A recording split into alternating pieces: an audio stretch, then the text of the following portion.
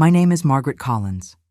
I'm 59 years old, a widow, and I live in a quiet, cedar-scented neighborhood in Oregon, the kind of place where the mail arrives on time and the neighbors wave whether they mean it or not. I've worked as an office manager at Caldwell Walker Law for almost 2 decades. I make strong coffee, remember birthdays, and file things other people forget. I raised 2 children, Emily, now 32, and Luke, 29. I gave them everything I had and then gave more when that ran out. Last Tuesday, I opened an email that split my life in 2. The subject line was blank. Just Emily in the sender field. No emojis, no "Hey Mom," no hint of sweetness. Still, I smiled before opening it. She must be excited, I thought. The wedding's just around the corner. Maybe she's sharing photos of the dress or a last-minute song request. Instead, I read, "Mom, we finalized the guest list. After much discussion, we've decided it's best for you to watch the ceremony via livestream. Andrew's mom is very particular about keeping things intimate. If you want to be a part of it, here's the Google Meet link. Should be just like being there. LOL." I reread the message 3 times. Not "Dear Mom," just "Mom," like a label on a storage box. No apology, no phone call, no seat. My hand didn't tremble. I didn't cry. Something in me didn't shatter. It shifted. Quietly. Permanently. Like a continent realigning beneath the ocean floor. My coffee sat untouched. Cold now. I stared at the blinking cursor in the reply field and typed 4 words. Sure. Enjoy your big day. No punctuation. No argument, just the kind of sentence you walk away from. I closed the laptop. The room was silent, but something rang louder than a scream. Later that morning, I stood in front of the mirror and looked at myself. Same face, same tired eyes. Only now, the woman staring back at me wasn't unsure. She wasn't confused. She was done pretending.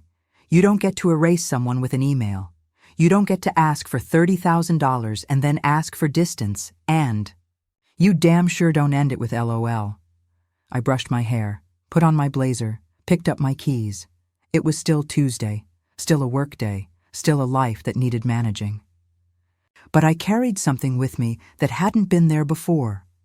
Clarity. On the drive to the office, I passed Emily's favorite bakery, the one I'd ordered from every birthday until she moved across the country. I remember when she was 8, and cried because the frosting was the wrong shade of pink. I drove back, demanded they redo the whole cake. She never knew. At the office, Robert, the senior partner, set a latte on my desk without asking. "You look like someone stole your peace," he said with a crooked smile. I almost told him. My daughter just uninvited me from her wedding. But instead I said, "Didn't sleep much." He didn't pry. He just gave a small nod and walked away. That latte felt warmer than any word my daughter had written. Around noon, my phone buzzed. It was Emily, voicemails, texts. "Mom, please don't be dramatic. We just want to avoid tension. It's not personal," but it was. It was personal when I held her through her panic attacks at 19. It was personal when I sold my jewelry to cover her 2nd semester. It was personal when I mortgaged my future so she could walk into hers. That night, I lit a candle in the kitchen. I sat alone with a bowl of soup in silence. I let the stillness settle. For once, I didn't rush to fix it. I didn't chase closure. Instead, I whispered something I hadn't said out loud before. This isn't about a wedding. It's about being erased, and I would not vanish quietly. Not anymore.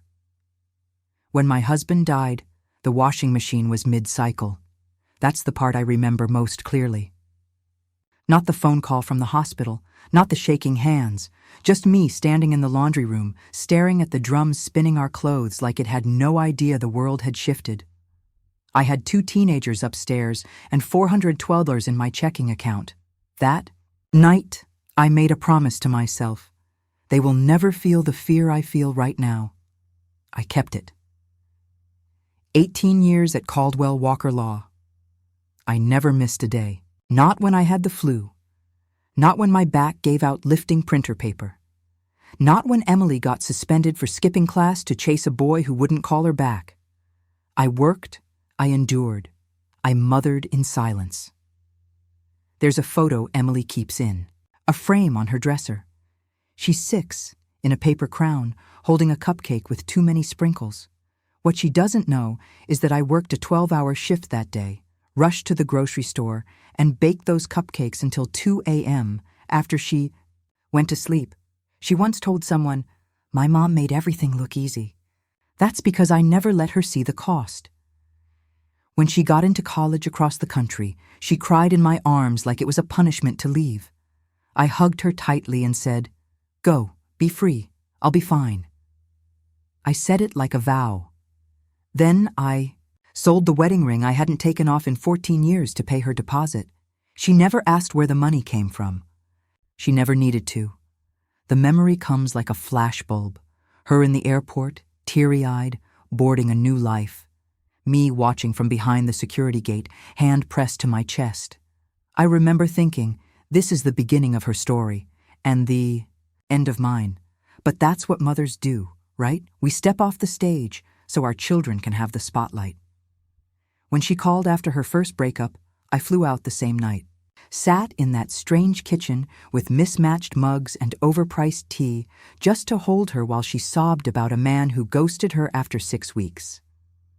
I never told her I'd borrowed money from my emergency fund to book the flight.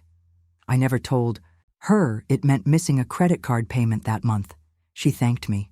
Once, briefly, then asked if I could help her cover rent the next week. I said yes, of course. I always said yes. Luke was easier, less dramatic.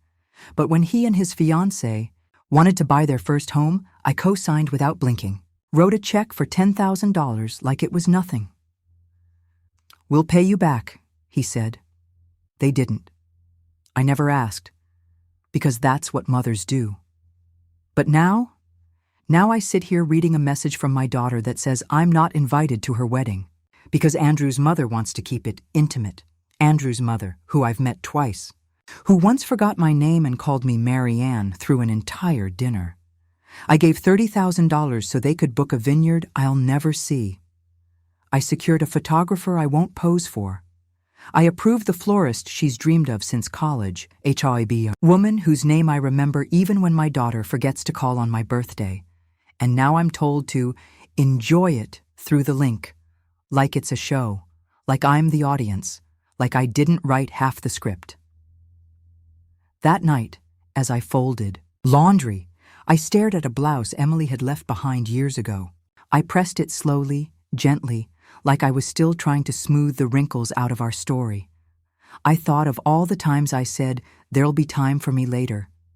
Then I realized something cold and sharp. Later never came, and no one noticed. Next morning, I stood in front of the bank, First Federal, white trim, automatic glass doors, tulips out front. I'd been coming here for over 20 years.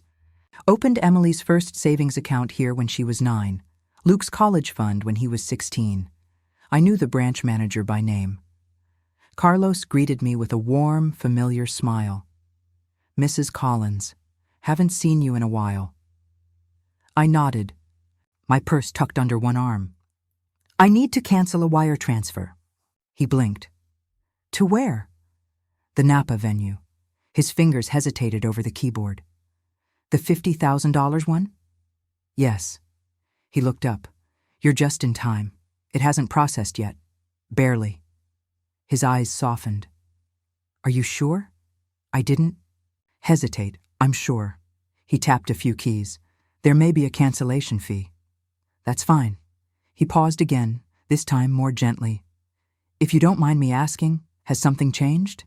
"Yes," I said. "Everything." As I signed the cancellation forms, something settled in my chest. Not satisfaction, not revenge. Something colder, calmer. clarity. I stepped outside with a receipt and silence. The sun was warm against my face, but I didn't feel it. What I felt was the shift, the moment you stop being a giver and start becoming a boundary. That money was meant for the second half of the wedding. The deposit had already gone through weeks ago, $30,000. This second installment was meant to cover the venue itself. Catering, lighting, chairs, the illusion of perfection. They'd built a future on the assumption that I'd keep giving, without question, without condition, like a faucet that never shuts off, but even rivers run dry. By the time I got home, my phone had gone berserk. 13 missed calls, most from Emily, 2 from Luke. One voicemail simply said, "Mom, please don't." Do this. Do what exactly? Refuse to pay for a party I'm not welcome at? Deny them a stage to pretend I was never in the audience?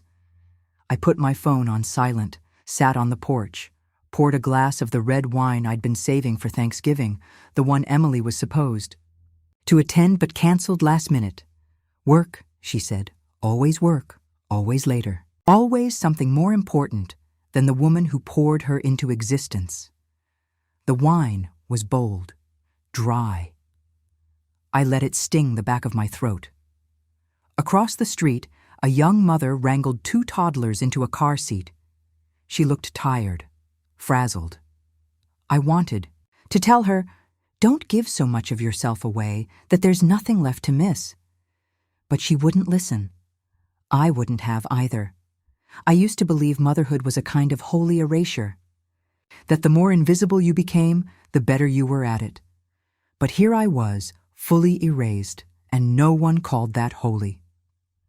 The sky turned pink behind the trees. I sat there until it darkened into a soft indigo. Still no call from Emily that said, "I'm sorry." Still no message that said, "I was wrong." Just silence, and for the first time, I let the silence be mine. That night, I didn't dream of wedding flowers or vows or the vineyard under golden California sun. I dreamt of a table, a simple table, my own, one where I sat alone, tea in hand, the seat across from me finally empty, but finally mine. I had not been cut off. I had chosen to step back. I had not been disinvited. I had declined the role, not out of spite, but out of survival. The doorbell rang at 8:56 p.m. I considered ignoring it, let the sound echo into the silence like all the unanswered questions I'd lived with. But something in the rhythm of the knock told me, this wasn't delivery. I opened the door to find Luke standing there. His tie was loosened, sleeves rolled up, phone clenched in one hand like a shield. His expression was part exasperation, part disbelief, like he couldn't believe he had to be here, solving this. "Mom," he said, stepping in without waiting. "Why aren't you answering your phone?" I closed the door slowly behind him. "Hello to you too." He started pacing immediately, like his thoughts couldn't stay still. "Emily's freaking out. She says you canceled the payment to the venue, that you're not coming to the wedding now, that you're being—" He stopped himself. "Difficult?" I offered, folding my arms. He ran a hand through his hair. "Look, Andrew's parents are footing most of the bill. You know how traditional they are. They wanted a small, curated—" "Traditional?" I cut in, voice steady. "I've already given $30,000. I was about to give $50,000 more. That's not tradition. That's a transaction." He froze. "You were sending another 50? "I was," I said, walking to the kitchen and pouring a second glass of wine. "But not anymore." His face went pale. "Mom, they're counting on that." "Then they shouldn't have disinvited me." He stepped forward, voice rising. "Of course it's your problem. She's your daughter." I looked him in the eye. "And I'm her mother. A mother who was told to stay home and watch through a screen." The words hung in the air like smoke. Luke looked away. "You always do this," he muttered. "You always make everything about you." That was it. That was the moment, the strike that split the fault line, the sentence that rewrote every memory. I set my glass down gently. "Get out of my house." He blinked. "What?" "You heard me. Get out." "Mom, don't be like this." "No," I said, voice like iron softened by velvet.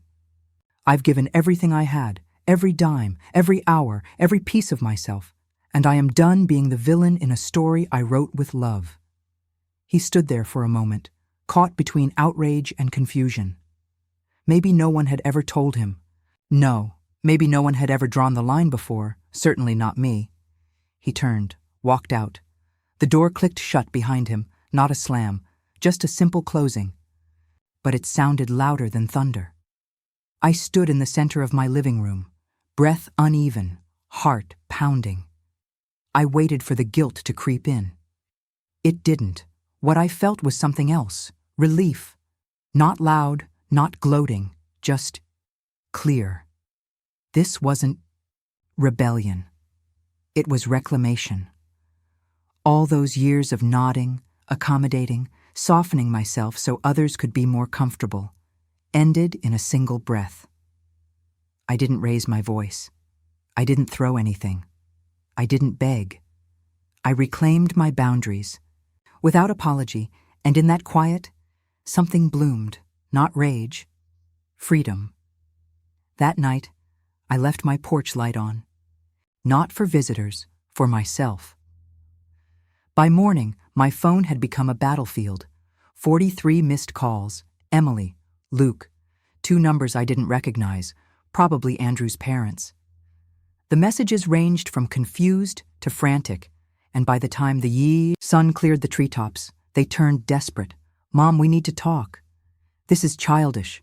You're going to ruin everything." I didn't listen to the voicemails. I didn't open the texts. I just sipped my coffee, stared out the window, and let their panic wash over me like cold rain hitting a roof I'd finally fixed. At 3:24 a.m., a message from Emily appeared. "I don't understand why you're doing this to me." That one made me pause. To her. Like I'd committed an act of cruelty. Like I hadn't been building her future from the bones of mine. Like I hadn't pulled her out of emotional wreckage time and again, while no one asked if I was okay. What she didn't understand was this. I wasn't doing anything to her. I had simply stopped doing for her. That morning, as I reviewed contracts at my desk, my personal inbox pinged. Subject line: "Please don't ruin my wedding." I clicked. No heartbeat skipped, no breath held, just stillness. The email began, without greeting. "I know you're upset about the live stream situation, but this is extreme. We've lost the venue deposit. If we don't pay the remaining balance by end of day Paris time, the caterer walks. Andrew's parents are beyond upset. They say this proves you can't be reasoned with." Then came the part that felt like ice pressed to the skin. "We can talk about you attending the ceremony, but we need the funds first." There it was, the I. Full transaction laid bare. My presence was now up for negotiation. A bargaining chip, an afterthought. You can come if you pay. Not an apology, not an ounce of reflection, just terms, just currency. They weren't asking me to forgive. They were asking me to fund. I didn't respond. I closed the email, not out of rage, but out of understanding. They saw me only as long as my wallet was open, and I had spent decades mistaking usefulness for love. At noon, Robert appeared at my office door. "Lunch?" he asked. "That new Italian place just opened." I almost said no, like I always did. But something shifted. "Yes," I said. "I'd like that." We sat near the window, sunlight carving soft lines across the table. He told me about his grandkids, about how exhausting it was to chase them around the yard. Then he paused. "Forgive me, Margaret," he said, "but you seem lighter today." I smiled. Then quietly, I told him everything. The email, the money, the disinvitation, the silence, the stand I took. When I finished, he didn't flinch. He didn't offer solutions. He just nodded and said, Sometimes the hardest part of love is setting boundaries, especially with the people we gave the most to. He reached across and squeezed my hand. I didn't cry, but for the first time in a long time, I felt like someone saw me, not as a mother, not as a wallet, but as a woman, human, tired, maybe, but not broken. That evening, I pulled into my driveway, the porch light flicking on automatically. I sat in the car for a while, engine off, watching dusk settle into the trees. There were more calls, more guilt, more noise, but I didn't answer. I didn't need to, because this time my silence wasn't the absence of love. It was the presence of self-respect. It was almost dark when I saw the figure on my porch steps. At first, I thought it was one of the neighborhood kids, maybe selling something for school. But as I pulled into the driveway, headlights sweeping, across the sidewalk I saw her more clearly. Sophia. I hadn't seen her in years. She stood up quickly, brushing invisible lint from her coat, like she wasn't sure if she should have come. "Sophia?" I said, stepping out of the car. "Mrs. Collins," she said softly. "I'm sorry to just show up." Her voice still had that slight upward lilt, like when she was 12 and asking if she could stay for dinner. "It's fine," I said. "Would you like some tea?" She nodded and followed me inside, glancing around the house like it was a museum of childhood.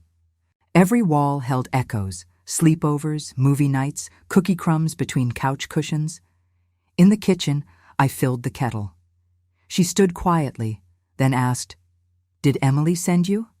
Sophia didn't answer right away. Her silence was the answer. "She's a mess," she finally said. "They lost the venue. The florist dropped out. Andrew's parents are threatening to call off the wedding." I poured water into 2 mugs. "She's panicking," Sophia continued. "She knows she messed up. She just doesn't know how to fix it." I didn't say anything. "She asked me to come," Sophia admitted. "To ask, is there anything she can say or do to change your mind?" I stared at the steam curling from the mugs. Was there? Would an apology fix the wound of being excluded? Would a hug erase the transactional love? Would a tear undo decades of erasure? "No," I said quietly. "There isn't." Sophia's shoulders sagged. "Not even if she apologizes?" I slid the mug toward her. "Words are easy, Sophia, especially when people are desperate." She looked down into the tea, nodding slowly. "I get it," she said, "even if she doesn't." That should have been the end of it. But then Sophia said something that caught me off guard. "You were always more of a mother to me than mine was." I blinked. She looked embarrassed. "All those years, you baked cookies, listened, taught us how to braid our hair. You remembered my science fair. You even helped me fill out my FAFSA. I remembered. Emily was sick that night." Sophia had come over in tears, and I'd sat with her at the kitchen table until midnight, walking her through every question. "I think I just wanted to say thank you," she said, voice almost a whisper. And then it happened. A tear slid down my cheek, not from pain, but from being seen, not as a sponsor, not as a backup plan, but as someone who mattered. We sat in silence, sipping tea. "Sometimes," I said finally, "the people who love you shouldn't need to lose you to see you." Sophia nodded. "I'm sorry, Mrs. Collins. You don't need to be." She didn't argue. She didn't defend. She just hugged me gently and left. And in that quiet departure, I realized something else. Sometimes healing doesn't come from the people who hurt you. It comes from those who watched you carry it all and finally say, "You didn't deserve that."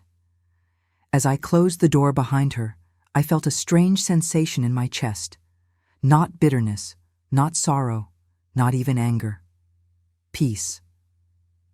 And for the first time, I closed a door on a version of myself I had long outgrown. The wedding never happened, at least not the one they had planned. The vineyard fell through. The caterer pulled out. The florist, an artist Emily had dreamed about since college, sent a formal notice terminating the contract due to non-payment and poor communication. It unraveled quietly, not with explosions, but with disconnections. By the end of the week, what was meant to be a $110,000 fairy tale became a string of apologies from vendors and a desperate scramble to find a plan B. I didn't ask for updates. But Luke couldn't help himself. He called one night, 2 days after our last argument. I let it ring out. He tried again, and again. Then he left a voicemail. They're planning something small now. Backyard, maybe. It's not what Emily wanted. She's not herself, as if the collapse of her wedding was a symptom, as if I were the disease. 2 days later, an email arrived. No subject line, just her name again, Emily Collins. I opened it, slowly. Not because I was afraid, because I already knew what it would contain. Some words try to dress as remorse, but can't hide the hem of manipulation. The message was long, almost 1,000 words. I know things got out of hand. I was under pressure. Andrew's mom was intense. You took it the wrong way. I stopped reading there, but I kept scrolling. I didn't mean to hurt you, but you overreacted, and now everything's falling apart. There it was. Not, I'm sorry for what I did, but I'm sorry for the consequences of your reaction. And near the end, you've always been so strong. I thought you'd understand that this wasn't about you. That line stopped me cold. Not about me. As if years of sacrifice were a background melody. As if $30,000 was a footnote. As if love meant stepping aside without question, even when you're being erased. You've always been so strong. No, I've always been so silent. I read the last paragraph. I'm sorry. If I made you feel excluded, I hope we can move past this. I really do. There it was again. If. The word that erases the apology before it lands. I didn't reply. Not because I didn't care, because I did, but I'd finally learned that caring didn't require carrying. I archived the email, folded laundry, and watered the potted plant on my windowsill. A small jasmine I'd rescued from clearance at the garden center, half dead when I brought it home, now blooming. That night I slept deeply. No dreams, no clenched fists, just breath. And in the morning, I did something unexpected. I bought a new notebook. On the first page, I wrote a new rule. If my presence is negotiable, then so is my effort. The invitation came in the form of 3 words. Lunch? Today? Noon? It was from Robert. Subject line blank. Just like Emily's had been. But the tone couldn't have been more different. I almost typed a polite excuse. I almost said I was busy, behind on work, too tired. But I stopped. I remembered. Sophia's hug. The jasmine blooming by my window. The silence that no longer asked for permission. Maybe, just this once, I could sit across from someone and not be expected to give anything. So I replied, yes, I'd like that. The New Italian. Place was tucked behind the florist's shop I used to take Emily to after school. She'd pick out the loudest colors, orange gerberas, purple dahlias, and pretend to be choosing wedding flowers even then. I thought the memory might hurt, but it didn't. Not anymore. Robert held the door open with a little bow. I've already been warned their risotto is life-changing, he said. I smiled. We ordered pasta, salad, a glass of wine, my first lunch wine in a decade. He talked about his grandkids, about retirement dreams, about the time his wife almost ran over his golf clubs in the driveway and how he secretly thought she should have done it. And then he said, "Forgive me for saying so, Margaret, but you look different." I blinked. Different how? Like you're not holding your breath anymore. That stopped me because he was right. I told him everything, not in dramatic bursts, just plainly, honestly, the email, the cancellation, the backlash, Sophia, the half apology. From a daughter who still hadn't learned how to see. He listened without interrupting, without trying to fix, just present. When I finished, he set down his fork.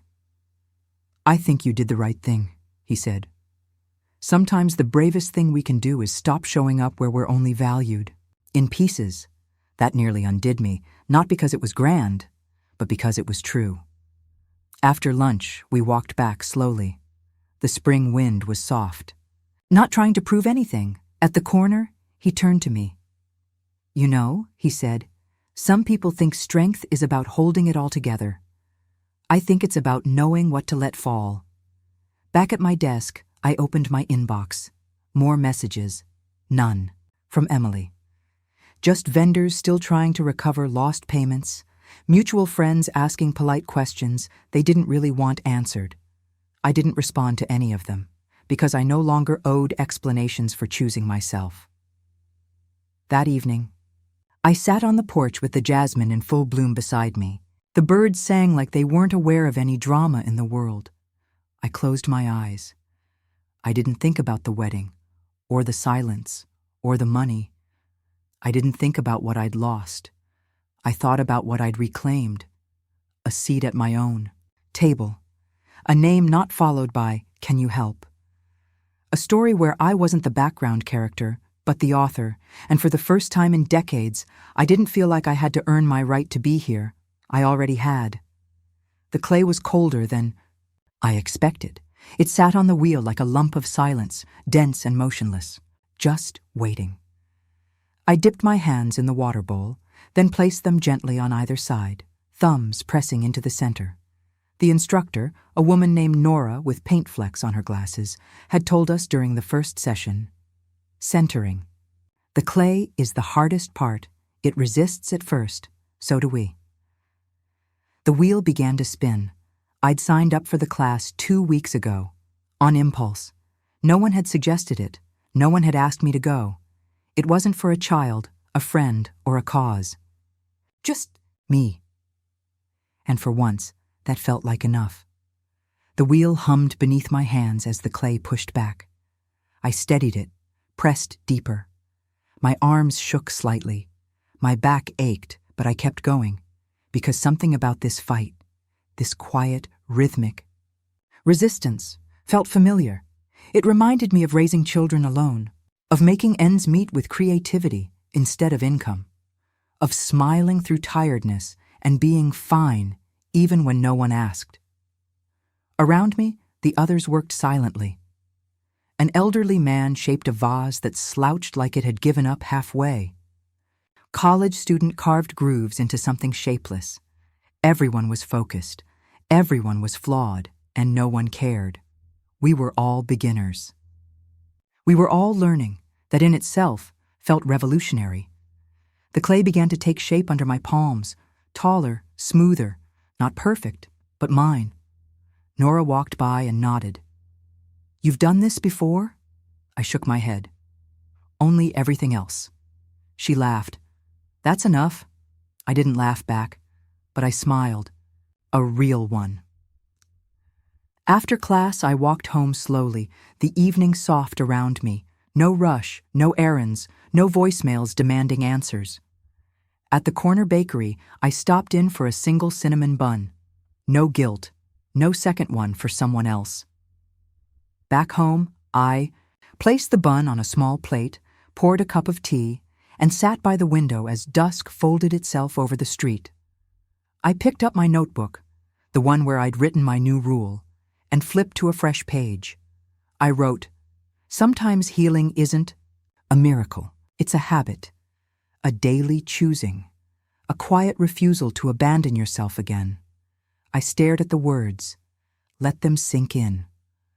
All my life, I had been the emergency contact, the one who fixed, stitched, calmed, paid.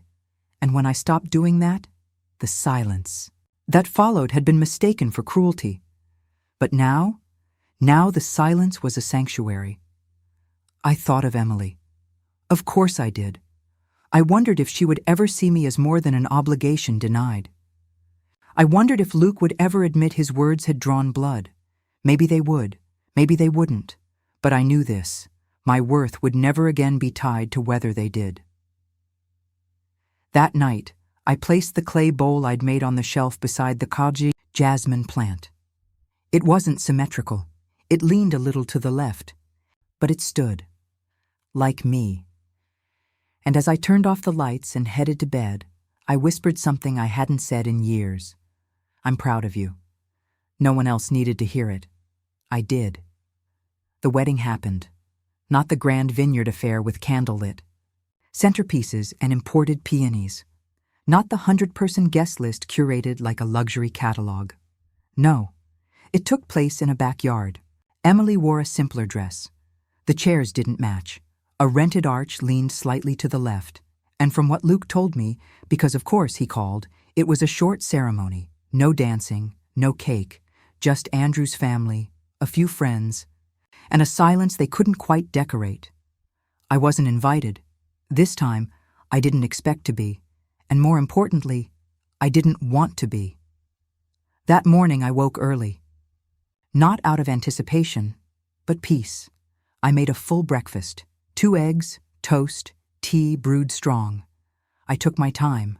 I didn't check my phone. I didn't wonder what I was missing, because I wasn't missing anything. I was choosing something else. Later that afternoon, I set a small table on the porch. Just 1 seat, a plate, a mug, a tiny vase with 2 jasmine blossoms from the plant I'd nursed back to life.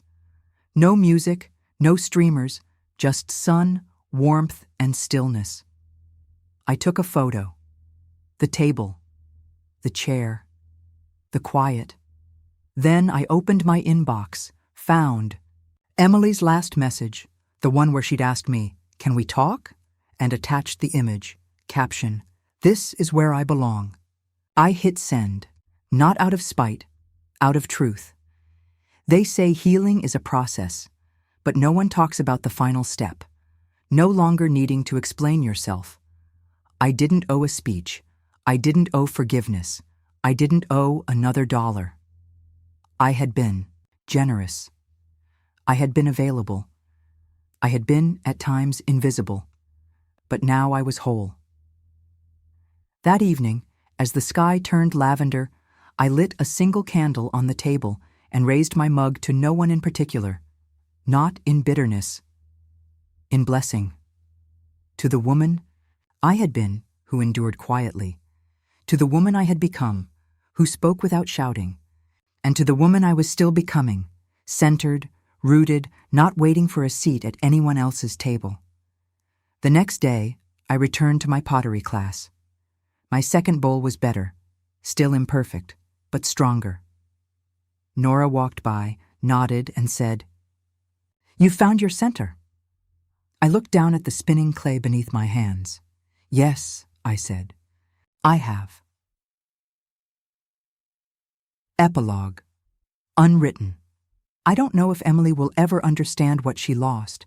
Maybe one day she'll scroll through old photos and see a version of me she thought would always be on standby. Maybe she'll learn that love isn't just given. It's honored, it's invited, it's seated, and maybe, just maybe, she'll realize that the woman who built her dreams was never just the backdrop to them. She was the architect. And she chose, at last, to build something for herself. Sometimes, the most powerful thing a woman can do is to stop asking for a seat at a table that was never built for her, and instead, build her own. Margaret didn't shout. She didn't burn bridges. She simply walked away, with grace, clarity, and a cup of tea placed at her own table, because love without respect is a room with no chair, and silence, when chosen, can be the loudest answer of all. If this story stirred something in you, if you saw your mother in Margaret or yourself, then share this with someone who needs to remember you don't have to burn yourself to keep others warm. Leave us a comment. What part of Margaret's story stayed with you the most? And don't forget to like, share, and subscribe to this channel, where every week we bring you powerful, emotional stories about quiet strength, dignity, and the beauty of walking away with your head held high. because your story matters, and sometimes the stories that hurt the most are the ones that set us free.